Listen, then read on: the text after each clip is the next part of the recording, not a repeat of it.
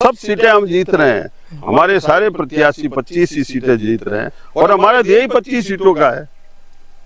अगर 25 सीटों का ध्येय नहीं होगा, बाकी तो जनता जनार्दन है, मेरे हाथ में नहीं है। भगवत सिंह जी जो एमएलए साहब के पुत्र हैं, उनका चेहरा सामने आ रहा है कि वो चेयरमैन के कैंडिडेट बन रहे हैं। तो क्या ऐसा चेहरा, क्या कांग्रेस में भी कोई कैंडिडेट आपने चुना हुआ है कि भाई ये जो व्यक्ति है जिसको हम कैंडिडेट के रूप में खड़ा कर रहे हैं? नमस्कार साथियों, मैं जवाहर राजपुरोहित। नगर पालिका चुनाव की उठापटक के बीच में हम आज खड़े हैं, सुनील जी प्रिया साहब के साथ हैं, इनके फार्म हाउस पर आए हैं। इनसे चर्चाएं करेंगे कि जो नगर पालिका की उठापटक है, इनमें आपकी कितनी भागीदारी है और क्या माहौल कह रहा है, और कांग्रेस कितनी सीटें ला सकती है, क्या माहौल है। साहब, आपसे एक बात करूंगा कि जो नगर पालिका का भी चुनाव है जी। इस चुनावों के अंदर जो आपकी महत्व भूमिका निभाई जा रही है, वो कितनी भागीदारी में रहेगी? देखिए, मैं पार्टी का कार्यकर्ता हूं और पार्टी मजबूत हो सीमाना क्षेत्र में वो कार्य कर रहा हूं। जहां तक भागीदारी का सवाल है, चुनाव लड़ने वाले जितने हमारे पार्षद के प्रत्याशी हैं वो कार्य करेंगे। हम सब लोग मिलके, सब लोगों की एक सामूहिक भूमिका है, उसका एक पात्र मैं भी हूँ। अब जो पार्षदों को टिकटें दी जाएगी, उन टिकटों का एक समीकरण बिठा जाएगा, वो किस तरह से रहेगा? कैसे कैसे लोगों को आप टिकटें देने जा रहे हो? ये बहुत स्पष्ट बात है राजपुरोहित जी कि आज कांग्रेस पार्टी ने एक ऐसा प्रयास किया है जिसमें युवा समाहित हो, अनुभवी लोगों का अनुभव काम आए, और उन्होंने प्रक्रिया की है, ऑनलाइन मंगाए। सारे लोगों के ऑनलाइन प्रदेश कांग्रेस कमेटी में आवेदन जा रहे हैं। वो अपने तरीके से हर दृष्टिकोण को समावेश करते हुए उसकी आकलन करेंगे, जांच करेंगे। स्थानीय स्तर पर भी नगर कांग्रेस कमेटी है, ब्लॉक कांग्रेस कमेटी है और जिला कांग्रेस कमेटी।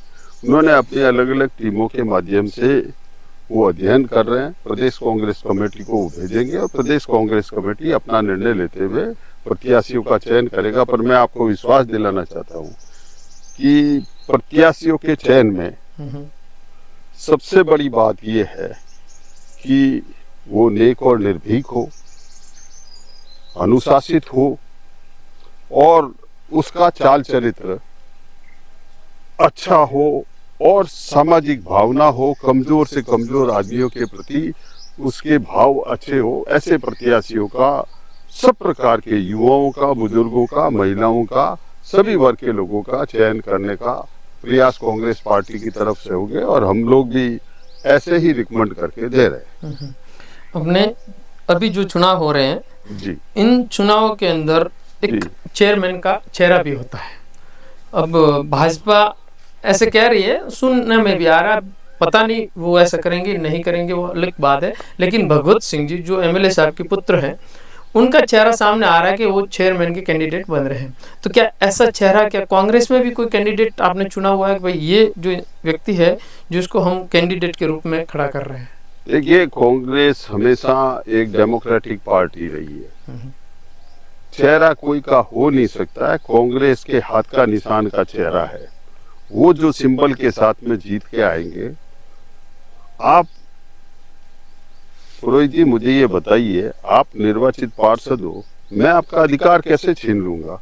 मैं ये कैसे कह सकता हूँ कि ये प्रत्याशी हो? वो उनका अधिकार क्षेत्र है और हमारे जो चुने हुए पार्षद जो है उनके अधिकारों का मैं हनन नहीं करूंगा। वो जो चयन करेंगे वो हमारा अध्यक्ष निर्वाचित होगा। चेहरा कोई नहीं, चेहरा सिर्फ हाथ का निशान है और कोई चेहरा नहीं। 25 के 25 पार्षद मिलके जो जिसको भी चुनेंगे बिल्कुल चेहरा है। लेकिन अभी जो चुनावी उठापटक है उसके अंदर राम निवास जी के बारे में चर्चाएं ज्यादा चलती है कि भाई ये चेयरमैन की बात कर रहे हैं। लेकिन उसके अंदर एक और चेहरा सामने आ गया है, पृथ्वी सिंह जी रामदेरिया का, जो 2 सीटों से पंचायत समिति में भी सदस्य रह चुके हैं और अभी नगर पालिका चुनाव के लिए तैयार हुए हैं। तो ये दोनों के बीच में क्या ऐसा घमासान रहेगा या फिर शांति रहेगी? देखिए, मैंने आपको पहले भी कहा, कांग्रेस डेमोक्रेटिक पार्टी है। मैं पहले तो अभिनंदन करना चाहता हूँ सम्मानीय पृथ्वी सिंह जी का कि उन्होंने कांग्रेस पार्टी की नीतियों में विश्वास करते हुए कांग्रेस की कल सदस्यता ग्रहण कर रहे हैं। उनका स्वागत है। वो बिना शर्त आए हैं। वो जो भारतीय जनता पार्टी की जो वर्तमान व्यवस्थाओं में, चाहे यहाँ के विधायक जी हो, चाहे प्रदेश स्तर तक की सरकार और केंद्र की सरकार हो, लोगों का जो आक्रोश था, उस आक्रोश को पृथ्वी सिंह जी ने समझते हुए कांग्रेस को समर्थन देने का बात कही। जहाँ तक बात आपने रामनिवास जी की कही, हमारे पूर्व में सरपंच थे और सरकार ने उनको चेयरमैन मनोनीत किया। तो नेचुरली जिस पद पे रहता है तो हर आदमी चर्चाओं में रहते ही है। सही बात। और मैं पुनः कहना चाहता हूँ कि मैं उन पार्षदों का अधिकार हनन नहीं करना चाहता हूँ। कोई भी नहीं है, वो निर्वाचित होंगे, वो तय करेंगे। और किसी भी आदमी ने जो हमारे प्रत्याशी है, उन्होंने कोई शर्त नहीं रखी कि हमको इस प्रकार का ऐसा करोगे और अध्यक्ष बनाओगे, एक उपाध्यक्ष बनाओगे, एक फलाना बनाओगे, वो करोगे। वैसा कहीं पे भी चयन की प्रक्रियाओं के अंदर नहीं लिया गया और ऐसा कोई मांग नहीं है, किसी की भी मांग नहीं है। एक और चीज है कि 11 नंबर वार्ड है, वो थोड़ा ज्यादा चेहरे में आ रहा है क्योंकि वहां से भगवत सिंह जी चुनाव लड़ने की बात कर रहे हैं और वहीं से ऐसा चुनने में आ रहा है कि आप पृथ्वी सिंह जी रामदिरिया को भी 11 नंबर वार्ड से ही चुनाव लड़वा रहे हैं। ये वास्तव में सही है या? देखिए, मैं आपको क्या कह रहा हूँ, उन्होंने क्या अपना प्रत्याशी किस वार्ड से तय किया, ये भारतीय जनता पार्टी का काम है। कांग्रेस पार्टी का काम है उनका 1 से लेकर 25 तक वो अपने जिन्होंने आवेदन किया है गुण दोष आधार पर उसका चयन करेंगे। कौन किसके सामने जाएगा, किसके सामने नहीं जाएगा, हम तो ये कह रहे हैं 25 प्रत्याशी हमारे कांग्रेस के खड़े हो रहे हैं और 25 ही प्रत्याशी हमारे जीत के 25-0 से कांग्रेस का संगठन यहाँ पर आएगा और मजबूती के साथ में सीमाना के नगर पालिका क्षेत्र में जो जन समस्याएं हैं, चाहे सड़क की समस्या हो, चाहे पीने के पानी की समस्या हो, चाहे आज मैं आपके माध्यम से एक बात और कहना चाह रहा हूँ कि पिछले 2.5 सालों से भारतीय जनता पार्टी की सरकार आई है। आप भी सड़कों पे घूम रहे हो, जैसे मैंने देखा है। लोगों में आक्रोश है, सड़कें नहीं बन रही है, कार्य नहीं हो रहा है, जनता की सुनवाई नहीं हो रही है। अभी तक मैं आपके माध्यम से माननीय विधायक जी से पूछना चाहता हूँ, 2.5 साल में आपने नगर पालिकाओं को कोई बजट नहीं दिया, सरकार ने कोई बजट नहीं दिया। आनन फानन में अब नगर पालिकाओं के चुनाव आ रहे थे, तब आपने सरकार के सामने जाके गिड़गिड़ाए कि हमें अगर नहीं दोगे तो हम जनता के पास जाने के लायक ही नहीं होंगे, हम लोगों को लुभाएंगे कैसे। और लुभाने तो अभी इन्होंने जो आनंद फानन में निविदाएं जारी की, आचार संहिता लगी उस दिन वर्क ऑर्डर जारी किए और वहां पर कार्य शुरू करने हेतु ठेकेदारों को बाध्य किया गया। मैं एक बात ही आपके माध्यम से जो प्रशासनिक अधिकारी है और जो कार्य करने वाले लोग हैं उनसे मैं निवेदन करके कहना चाहता हूं कि नियमानुसार कार्य करें। जहां पर जो भी उनको आमंत्रित है उसके अलावा अगर कोई बाहर कार्य करना किया जाएगा तो हमारा चेयरमैन बनने जा रहा है, उस तमाम चीजों की जांच की जाएगी और गुणवत्ता का ध्यान रखा जाएगा। आनन फानन में ऐसा कोई कार्य नहीं करे जिससे जनता बाद में परेशान हो, ये मैं आपके माध्यम से कहना चाहता हूँ।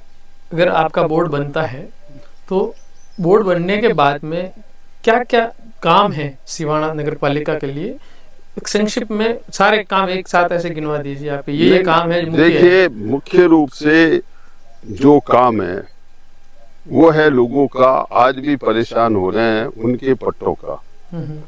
पंचायत से ये नगर पालिका बनी और नगर पालिका बनते ही सरकार को प्रक्रिया करके और लोगों को पंचायती व्यवस्थाओं से चलते हुए कई लोगों ने अपने भू उपयोग परिवर्तन नहीं करवाए। आज जो विकसित नगर निकाय है उस हिसाब से उनके चार्जेस लग रहे हैं। हमारा बोर्ड बनेगा, हम प्रस्ताव बनाकर सरकार को भेजेंगे कि इनके नियमों हेतु एक न्यूनतम राशि रखते हुए कैंप लगाकर एक अवधि तय करते हुए और उस अवधि के माध्यम से उन लोगों को जिनको पट्टा देने का काम करें, ये हमारा पहला ध्येय होगा। सड़कों की समस्या है, उन सड़कों की समस्या और सबसे बड़ी सीवरेज की समस्या है। सड़कों और सीवरेज का सामंजस्य बिठा के इस सीवरेज की समस्या को मिटाने का काम करें। बाकी आएगा हमारा बोर्ड बनेगा तब सरकार पे दबाव भी डालेंगे। पीने के पानी का कमिटमेंट आज इतने वर्षों से पड़ा है, पीने का पानी नहीं आया है। यह मूलभूत व्यवस्था है जिसमें बात कर रही सरकार, बात कर रही थी। अभी मुख्यमंत्री जी बोले थे, मुख्यमंत्री जी ने कहा कि साहब हमारे पास तो सरप्लस बिजली है, हम तो बाहर एक्सपोर्ट कर रहे हैं बिजली का। तो फिर यहाँ पे कट्टा भी हो रहा है। ये यहाँ पे अभी जो आप लगातार देख रहे हो, सुबह 2 घंटे शाम को 2 घंटे का एलडी काट रहा है। यहाँ से पूछो सब एलडी काट रहा है, हमारे पास में पावर नहीं है। ये झूठी भ्रामक बात नहीं करे, लोग वैसे ही इनके झूठे वायदों से परेशान है। और मैं पुनः आपको कहना चाहता हूँ और आपका धन्यवाद भी देना चाहता हूँ कि आप जनता को जागरूक करते हुए अलग अलग वार्ड पार्षदों की और वार्ड की आपने समीक्षा की है। मैं यही अपील करना चाहता हूँ कि कांग्रेस का निश्चित रूप से बोर्ड बन रहा है, 25 के 25 सीटें बन रही है। हमारे लिए कोई प्रत्याशी हो, विधायक का बच्चा बने, कोई बने, विधायक जी खुद आए, कोई फर्क नहीं पड़ता है। यहाँ पे तो सिर्फ कांग्रेस अपने हाथ के सिंबल को लेकर कार्य करेगी। जगह जगह पानी के भराव हो रहे हैं, जैसे मेला मैदान हो, हाई स्कूल हो या पेट्रोल पंप जो नगर पालिका के सामने का एरिया हो, तो इन चीजों का निवारण कैसे होगा? देखिए मैंने पानी बाहर जाने की देखिए आपको मैं ये कह रहा हूँ, जो आपको हमने बोला है नगर निकाय के हिसाब से हमारा क्षेत्र विकसित नहीं हुआ, आधारभूत ढांचा विकसित नहीं है। सबसे पहले हम प्रयास ये करेंगे कि इसका पूरा प्लान बना के योजनाबद्ध तरीके से, आनन फानन में कोई काम नहीं करेंगे, योजनाबद्ध तरीके से जो सीवरेज की समस्या है, जो वाटर ड्रेनेज की समस्या है, उन तमाम चीजों को प्राथमिकता के आधार पर लेंगे। जो आनन फानन में सारी गलियों में जो वो सीसी रोड बनाए गए हैं, क्या ये आपको गलत नहीं लगता है कि क्योंकि सीवरेज लाइन वापस डालने जाएंगे तो इनको तोड़ा जाएगा, तो ये सरकार का जो खर्च हुआ बजट वो नुकसान नहीं हो पाएगा? मैं यही कह रहा हूँ, ये तमाम चीजें समीक्षाएं की जाएगी और मैं प्रशासनिक अधिकारियों को यही कहना चाहता हूँ, आनन फानन में कोई कार्य नहीं करे, अगर किया तो उसका हर्जाना उनको भुगतना पड़ेगा। आप कैसे क्या टारगेट लगा रहे हैं कि कितनी सीटें? 25 सीटें बोला ना आपको, सब सीटें हम जीत रहे हैं। हमारे सारे प्रत्याशी 25 ही सीटें जीत रहे हैं और हमारा ध्येय 25 सीटों का है। अगर 25 सीटों का ध्येय नहीं होगा, बाकी तो जनता जनार्दन है, मेरे हाथ में नहीं है। विपक्ष बनने ही नहीं देना है? नहीं, मैं विपक्ष बनने नहीं देने का, हमारा प्रयास है हम 25 सीटें जीते। सही बात। हम एग्जाम देने जाते हैं तब ये मैं टारगेट तो नहीं लूंगा कि 100 में से 60 लाऊंगा तो कल मेरे 33 नंबर आए, ग्रेस में पास होऊंगा ना। हम 100 में से 100 लाएंगे। Thank you very much.